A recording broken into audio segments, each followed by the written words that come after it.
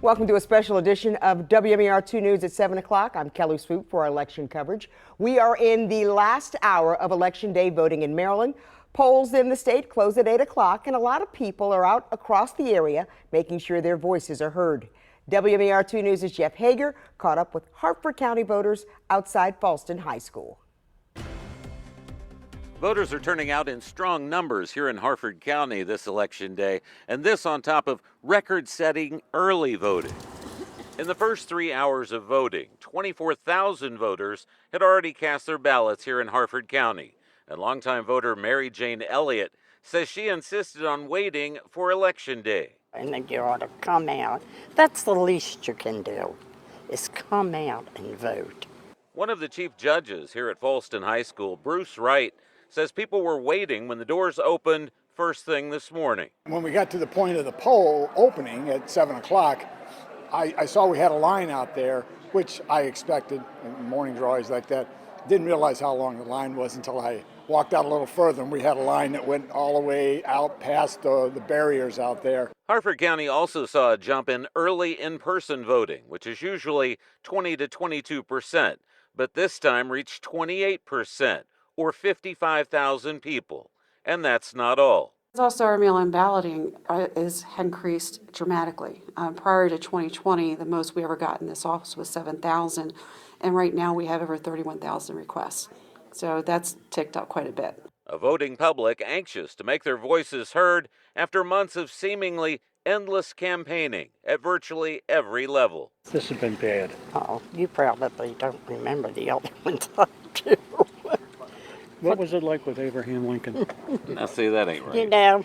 There's my mother-in-law. She's going to hit me later. Oh, I see. It's your son-in-law. Yes. I wouldn't marry him, so. And of all the people voting today, these have to be some of the more entertaining ones. Reporting in Harford County, Jeff Hager, WMAR-2 News. And going from Harford County to Baltimore City, WMAR-2 News' Janae Wright checked in with voters in Northeast Baltimore, where hundreds cast their ballots. From young voters to old, people in Baltimore City were eager to cast their votes on Election Day. In Northeast Baltimore, hundreds of people came to the polls early. Over 300 people voted before 2 o'clock. James Benton Jr. says he remembers his parents and grandparents fighting for the right to vote. He says it's vital that people exercise the right to vote to honor people who couldn't. It's so important, no matter who you come to vote for, vote.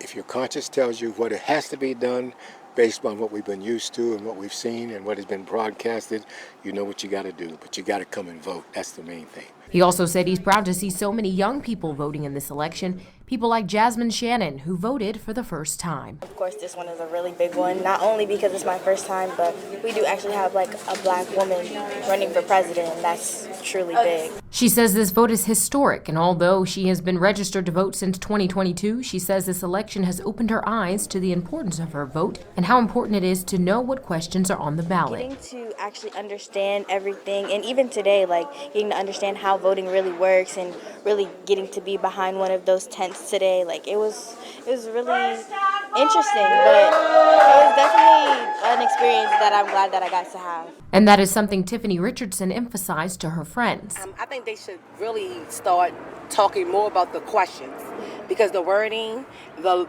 length of it, some people get disengaged and just check anything. Outside of the presidential election, question F on the ballot in Baltimore City is really important to voters. If people vote yes on question F, it would allow MCB Real Estate to continue with its plans to redevelop the Inner Harbor, a project that Benton says he's in favor of. I think it's important because the person who has tried to put some people, a lot of people have left, so that place was just going vacant. Now you can't just leave it like that. They got to do something to upgrade Baltimore City. But no matter how people cast their ballots, each voter knows how important it is to be involved in this election. We have some of our friends here that was not going to vote today, and we actually pulled them out because they really they took on our energy. We made them feel like, okay, yes, we got to do it. We have to do it, not just for presidential. We have to do it for our state. Janae Wright, WMAR-2 News. All eyes are on Maryland's Senate race this election day. Prince George's County Executive Angela Alsobrooks and former Governor Larry Hogan both looking to win that seat. WMAR-2 News' Jeff Morgan in Annapolis tonight for Hogan's watch party. Here in Annapolis at Senate candidate Larry Hogan's watch party as the former governor tries to flip a seat that hasn't gone for Republicans since 1988. Throughout the campaign, Hogan has been making the appeal to Maryland voters as an independent thinker who won't vote straight down party lines if elected. The question tonight is if Marylanders will buy into that messaging and send him to represent them in the Senate. Spirits are high here, but there is an understanding Hogan isn't the favorite as far as polling goes. He's trailing behind Alsobrooks heavily in the latest University of Maryland and YouGov poll. We caught up with the former governor earlier today as he cast his ballot. People of Maryland know me, and they know that I've always had the courage to stand up to either party and to any of the party bosses and to just do what I thought was right for Maryland and right for the country. Polls close in less than an hour, and supporters are expected to show up here shortly in Annapolis. Jeff Morgan, WMAR-2 News. And out of Prince George's County, where Alsobrooks' watch party is getting ready for tonight, WMAR-2 News' Jack Watson reports from College Park. After a long campaign, the home stretch here at the Alsobrooks camp in College Park. As polls near closing, this watch party nears its opening. Nearly at the finish line, Senate candidate Angela Alsobrooks holds a watch party in Prince George's County, ready for the returns at the University of Maryland Hotel in her home county. Alsobrooks voted here in PG County today and ran a campaign centered around reproductive rights and keeping the Senate blue.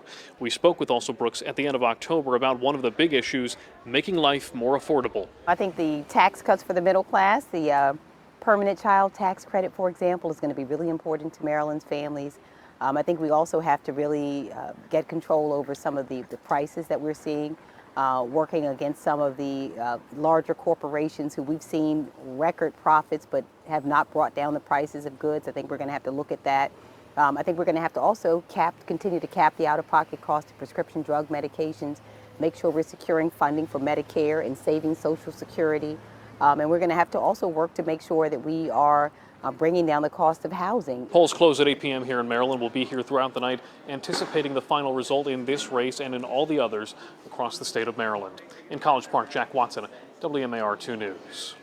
Now, some states like Pennsylvania may have a lengthy delay in releasing vote results. We asked Maryland's Administrator of Elections what, if any, delays Marylanders can expect for race results. We're going to release in-person early voting as soon as all the polls close. Of course, we're going to release Election Day results, and we have already canvassed over 320,000 mail-in ballots, so we're going to release those today as well. In total, the state has accepted more than 430,000 mail-in ballots.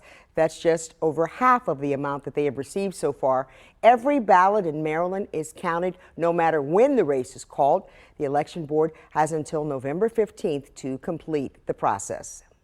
And we will have the results about all the races, from president to Senate, online, on air, on all of our streaming platforms. And Scripps News reporters will be giving updates from the key battleground states.